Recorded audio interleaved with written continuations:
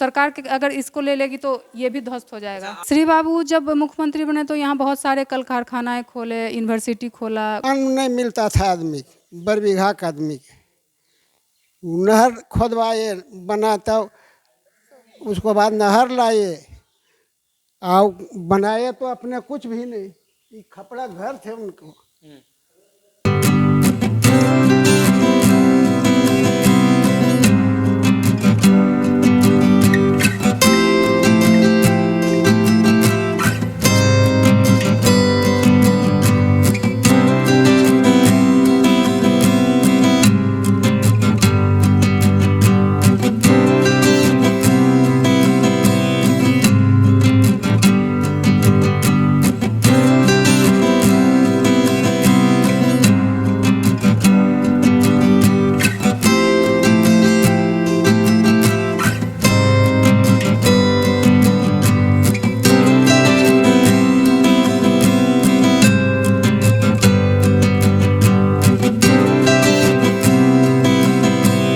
Bengal presidency के माउड़ गांव में यानी शेखपुरा अंतर्गत माउड़ गांव में बिहार के प्रथम मुख्यमंत्री श्री बाबू का जन्म हुआ था और आज़ाद भारत के बिहार के प्रथम मुख्यमंत्री वो बने थे। सबसे लंबे समय तक मुख्यमंत्री के तौर पे उनका कार्यकाल रहा है, लेकिन अभी कुछ दिन पहले बिहार के मुख्यमंत्री नीतीश कुमार थोड़े ज़्यादा समय के लिए रह गए, लेकिन उनके द्वारा कार्य किए गए हैं वो कार्य अभी तक किसी सरकार ने पूरी नहीं की है। आपको बता दें कि लगातार श्री बाबू अपने कार्यकाल में जितने बिहार में फैक्ट्रियां दिए हैं, चाहे वो बोकारो का स्टील प्लांट हो या रिफाइनरी कारखाना हो बरौनी का, आज हम अभी उन्हीं के गांव में उनके घर पे मौजूद हैं। माउड़ गांव है ये, शेखपुरा के अंतर्गत आता है। बरबीघा से लगभग 1 से 2 किलोमीटर की दूरी होगी। चलते हैं, देखते हैं कि क्या कंडीशंस है घर की, क्या अभी इतने लंबे समय बाद उनके घर की स्थिति क्या है। हालांकि अभी दिवाली को लेकर सफाइयां चल रही हैं, तो सीधे तौर पे समझे तो दिवाली की सफाइयां चल रही हैं, तो सभी जो है फर्नीचर्स को बाहर निकाले गए हैं। आप देख सकते हैं उनके घर के सामने उनकी प्रतिमा लगाई गई है, बिहार केसरी डॉक्टर श्री कृष्ण सिंह।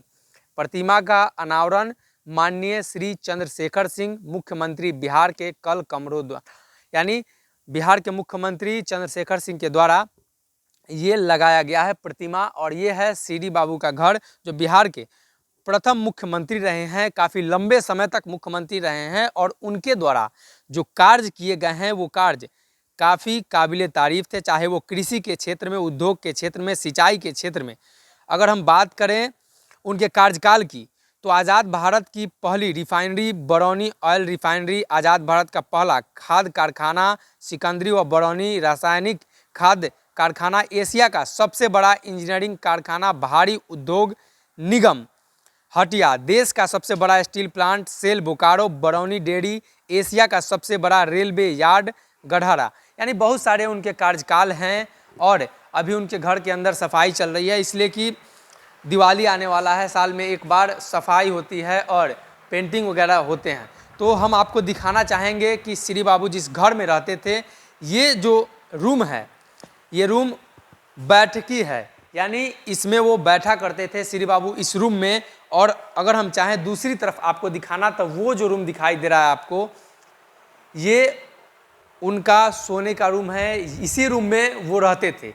हालांकि श्री बाबू जब मुख्यमंत्री बने थे उस समय ये मकान नहीं था, बाद में ये मकान बनाया गया है, लेकिन पुराना जो मकान है वो भी मकान हम आपको दिखाएंगे। ये उनका रूम है जिसमें वो रहा करते थे, और ये बैठक का रूम है जिसमें अन्य लोगों से बातचीत किया करते थे, यानी जो लोग भी आते थे उनके पास उनसे यहाँ बैठकर बातचीत किया करते थे। अब हम आपको उस तरफ ले चलते हैं जहाँ वो मुख्यमंत्री रहे हैं, जिस घर में रहते हुए, ये घर तो बाद में बना है, लेकिन मुख्यमंत्री रहते हुए उनका जो घर है, हम आपको वहाँ ले चलते हैं पीछे। यानी इसी मकान के पीछे उनका एक मकान है जो खपरैल का है, जो पुराने समय में जिस तरीके का मकान हुआ करता था वही मकान है ये।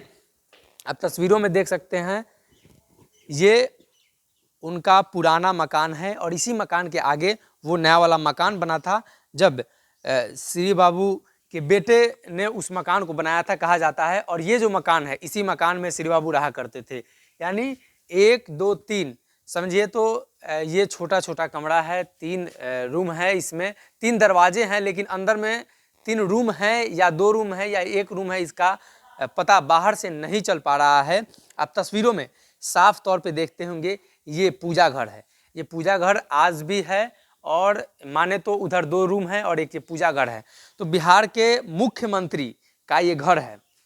तो सबसे बड़ी बात यह है कि मुख्यमंत्री के तौर पे उन्होंने देश और बिहार के लिए जो कार्य किए हैं वो कार्य अभी तक बिहार का कोई भी मुख्यमंत्री नहीं कर पाया है। यानी बिहार में उद्योग धंधे हो, कृषि का क्षेत्र हो या बाकी अन्य क्षेत्र हो, सभी क्षेत्रों में उन्होंने जिस प्रकार का कार्य किया है वो काबिले तारीफ है। आपको बता दें कि 21 अक्टूबर को उनका जन्म तिथि भी था, जिसको लेकर यहाँ कार्यक्रम भी किए गए थे। लगातार उनके जन्म तिथि को लेकर पटना और पूरे बिहार देश में कई नेता और कई अभिनेता ने उनके जन्मदिन की बधाई दी और उनके कार्यों को याद किया। खासकर बिहार में उद्योग की क्रांति लाने वाले श्री बाबू, जो बिहार के प्रथम मुख्यमंत्री रहे, लंबे समय तक मुख्यमंत्री रहे और उद्योग के क्षेत्र में उन्होंने जो कार्य किया है वो कार्य काबिले तारीफ था। और ये उनका आंगन है, यानी इस घर का आंगन है। पहले के ज़माने में इस तरह का घर हुआ करता था, लेकिन अब इस तरफ अगर हम आपको दिखाएं तो ये नया वाला घर है जो कालांतर के बाद में बना है। फिर हम बात करने की कोशिश करते हैं उनके परिवार के लोगों से। क्या नाम हुआ आपका? मेरा नाम पल्लवी हुआ। आप उनकी क्या लगती हैं? मैं उनके परपोते की वाइफ हुई, मैंने परपौत्र वधू हुई। काफ़ी लंबा, इसलिए कि लंबे समय तक वो मुख्यमंत्री रहे। उनको किस तरीके से याद करती हैं आप? 21 तारीख को उनका जन्मतिथि भी था। हाँ, तो 21 को भी प्रोग्राम हुआ उनके लिए। हम लोग जैसे बर्थडे मनाते हैं वैसे हम लोगों ने पूजा किया, मनाया। और फिर कल प्रोग्राम रखा गया है एक, जो बहुत ही बृहद तरीके से होगा। कल प्रोग्राम रखा गया। हाँ, और ऐसे उनका हर साल 21 तारीख को पूरे गांव के पूरे बड़बिघा के लोग बड़े पैमाने पर उनका जन्मदिन मनाते हैं। अच्छा, सबसे बड़ी बात यह है कि आप उनके परिवार से हैं, लेकिन अभी तक उनके परिवार का कोई भी लोग सक्रिय राजनीति में अभी तक भूमिका बिहार में नहीं अदा कर पाया। क्या लगता है आपको? श्री बाबू ने जो संपत्ति की बात करें या श्री बाबू ने जो बिहार के लिए किया, उसको लेकर आप क्या कहना चाहेंगे? जब तक वो बिहार के मुख्यमंत्री थे तब तक बिहार देश के प्रगतिशील राज्य में गिनती होती थी। उनके बाद अब हमारा राज्य पिछड़ता चला जा रहा है। और श्री बाबू कभी नहीं चाहते थे कि उनके परिवार का कोई राजनीति में आए। उनका कहना था जो जिस काम के लिए सक्षम है वो करे, ये नहीं कि ये मेरा बेटा है तो ये भी पॉलिटिक्स करेगा, ये भी मेरे रास्ते पे चलेगा। तो जिसको जो काम के लायक है वो करे। तो इसीलिए जब तक बाबा थे तब तक कोई मतलब श्री बाबू के कोई बेटे नहीं आए राजनीति में। फिर उनके बेटे राजनीति में आए उनके डेथ के बाद। तो फिर उनके छोटे बेटे एमएलए भी थे, मंत्री भी रहे। तो उस समय भी इस एरिया में बहुत सारा काम हुआ था, लेकिन अब उनके जाने के बाद यहाँ कोई भी काम नहीं हुआ है। एक नहर जो था, सकरी नदी का नहर है यहाँ। अच्छा, आपको नहीं लगता कि बिहार के प्रथम मुख्यमंत्री थे तो उनका ये जो घर है उसको सरकारी संपत्ति घोषित किया जाए, स्मारक भी बनाया जाए इस घर को लेकर? नहीं, क्योंकि हम लोग तो कम से कम उनके धरोहर को बचाने के लिए पूरा प्रयास में रहते हैं, हर चीज़ को संभाल के रखते हैं। आज के डेट में जो सरकार के अंदर चला गया है, यहाँ जैसे कि मुंगेर लाइब्रेरी है, वहाँ पे श्री बाबू का हर एक चीज़ है। उनके द्वारा पढ़ा गया सारा बुक उनके जो पुत्र थे उन्होंने लाइब्रेरी को दान दे दिया कि भाई इनके बाद भी लोग पढ़े। लेकिन आज के डेट में उस किताब को दीमक खा रहा है और लाइब्रेरी भी गिरने की स्थिति में हो गया है। तो सरकार के कब्जे में जो है वो अब खत्म होते जा रहा है। तो सरकार के अगर इसको ले लेगी तो ये भी ध्वस्त हो जाएगा। कि श्री बाबू ने जो कार्य किए, क्या बिहार में अभी तक उस तरह का कार्य हुआ? मुख्यमंत्री नीतीश कुमार भी लगभग उनके शासनकाल, यानी वो जितने दिन मुख्यमंत्री रहे उतने दिन से हैं मुख्यमंत्री बिहार के। श्री बाबू जब मुख्यमंत्री बने तो यहाँ बहुत सारे कल कारखानाएँ खोले, यूनिवर्सिटी खोला, कॉलेज खोले, लेकिन उसके बाद से अब कुछ नया खुल नहीं रहा है। और जो खुला हुआ था वो भी बंद हो गया और उसको लोग शुरू भी करने का प्रयास नहीं कर रहे हैं। तो उनके बराबर कहाँ से काम कोई किया?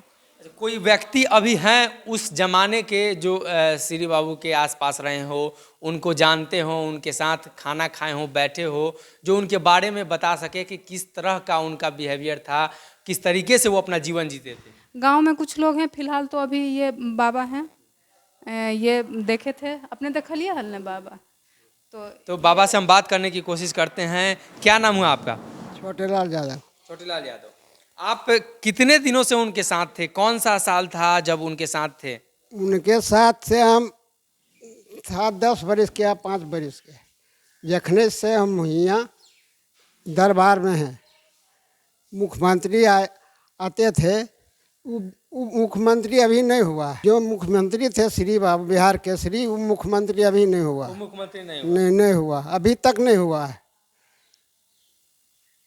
आए यहाँ बर देश के बना के नहर लाए, यहाँ अन्न नहीं मिलता था आदमी बर बीघा का आदमी के।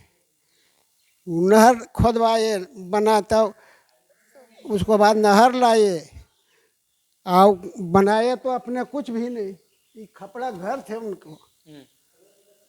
अच्छा, उनका रहन सहन कैसा था? आप तो उनके साथ रहे हैं, किस तरीके से वो रहते थे, क्या खाना खाते थे? सादा खाना। सादा खाना खाते हाँ, थे। रहते किस तरीके से, कौन से रूम में रहते थे यहाँ? पहले तो यह रूम थे, उसके बाद हाँ, उसके बाद बनबल गया तो उधर मिला। अच्छा, कहा यह जाता है कि श्री बाबू जब तक जिंदा थे बॉडीगार्ड उनके आसपास नहीं रहता था, लोगों से खुला मिलते थे। एकदम खुला मिलते थे, कोई जरूरत नहीं, कोई न डर न भय, कुछ भी उनका नहीं है। जो भी जाए अपना भेंट करके चलावे। आपकी उम्र क्या हुई अभी? हमको उम्र अभी 70 80 से कम नहीं होगा। 80 से कम नहीं होगा। काफी लंबे दिनों तक आप उनके साथ रहे थे? हाँ, बच्चा था तो आते थे, उतना नहीं थे। 100 बरिस हुआ उनका जन्म होना, तो उतना, लेकिन होश हमको है कि आते थे, ये सब देखते थे, यह रूम में रहते थे। ये घर कब बना है आपको याद होगा? हाँ, ये घर बना है उनका बाद, उनका मुख्यमंत्री होला के बाद कोई बनाया है। वो घरों बनबे के नहीं अथीम किए हैं, लेकिन बेटा बंदी शंकर और शिव शंकर बाबू थे। तो अमूमन कहा जाता है कि राजनेता के बेटा और उनकी पीढ़ियां लगातार राजनीति में सक्रिय रहते हैं, लेकिन बिहार के प्रथम मुख्यमंत्री श्री बाबू के परिवार के कुछ लोग भले ही सक्रिय रहे हों, लेकिन लंबे समय तक राजनीति में नहीं रहे हैं और उनका रहन सहन था, उनका जीवन यापन था। आप लगातार तस्वीरों में देख सकते हैं, ये उनकी घर है और ये भी घर पुरानी हो चुकी है। हालांकि उनके परिवार की ये मांग है कि श्री बाबू की जो विरासत है, मुंगेर लाइब्रेरी में जो विरासत है या किताबें हैं, वो सभी को सरकार सहेज कर नहीं रख पा रही है। और साथ ही साथ ये जो उनका पुराना मकान है गांव में, ये मकान है, ये पुराने ज़माने का मकान है। तो आप तस्वीरों में देख सकते हैं, हालांकि अभी सफाई चल रही है, दिवाली आने वाले हैं जिसको लेकर पेंटिंग्स वगैरह हो रहे हैं, जिसको लेकर सभी सामान को बाहर निकाल दिया गया है। अब सबसे बड़ा सवाल यहाँ ये है कि विरासत को संभाल कर सरकार कितने दिनों तक रख सकती है, कितने दिनों तक रखती है। देश के कई ऐसे विरासत हैं, देश में कई ऐसे चीज़ें हैं जो बचाई जा सकती थी, लेकिन सरकार की, यूँ कहें तो केंद्र सरकार, राज्य सरकार, सभी सरकारों की ये नाकामियाँ रही हैं, जिसकी वजह से कई विरासत खत्म हो गए। चाहे वो ये मौड़ गांव का श्री बाबू का मकान हो, या उनके द्वारा पढ़ी गई किताबें हो, या उनके द्वारा किए गए कार्यों हों। लगातार मुख्यमंत्री काफ़ी लंबे समय तक रहे हैं, ये चर्चा काफ़ी होती है। उनके द्वारा कार्यों के किए गए जो चर्चाएं हैं वो भी काफ़ी होती है, लेकिन अभी तक भारत के आज़ाद हुए लगभग 70 साल से ऊपर हो चुके हैं, लेकिन उस तरह का कार्य अभी तक बिहार के किसी मुख्यमंत्री ने नहीं किया है। क्योंकि श्री बाबू ने जिस प्रकार के कल कारखाने की बात करी थी, सिंचाई को लेकर, लोग बताते हैं कि इस क्षेत्र में नहरों को लेकर जो फसल है, फसल नहीं हो पाती थी, नहर से पानी लाया गया, सिंचाई की व्यवस्था की गई। आधुनिक बिहार के प्रथम मुख्यमंत्री थे वो, और उनकी विरासत को संभाल कर रखा जाना सबसे ज़रूरी बात है और सबसे महत्वपूर्ण है, क्योंकि विरासत को अगर संभाल कर रखा जाए तो उनकी यादें भी ताज़ा रहती हैं और उनकी यादों से लोग प्रेरणा लेते हैं, कार्य करने की शक्ति मिलती है, क्षमता मिलती है, ताकि पता चल सकता है कि श्री बाबू ने किस तरीके का कार्य किया है, उस तरीके के उस पथ पर हम भी चलकर बिहार को आगे बढ़ा सके। खैर, इस खबर में इतना ही। आगे चलते हैं और देखने वाली सबसे देखने वाली बड़ी बात यह होगी कि आने वाले दिनों में श्री बाबू को लेकर सरकार कितनी सजग है, सरकार क्या कुछ करती है। इस एपिसोड में इतना ही। व्यक्तिगत एपिसोड है ये, यानी व्यक्तित्व पर आधारित है, बिहार के हर उस व्यक्तित्व पर जो बिहार में काफ़ी नाम कर चुके हैं, बिहार के लिए कुछ कर चुके हैं। इसी प्रकार की और भी एपिसोड्स हम लेकर आते रहेंगे। आप बने रहिए हमारे साथ, तब तक के लिए नमस्कार।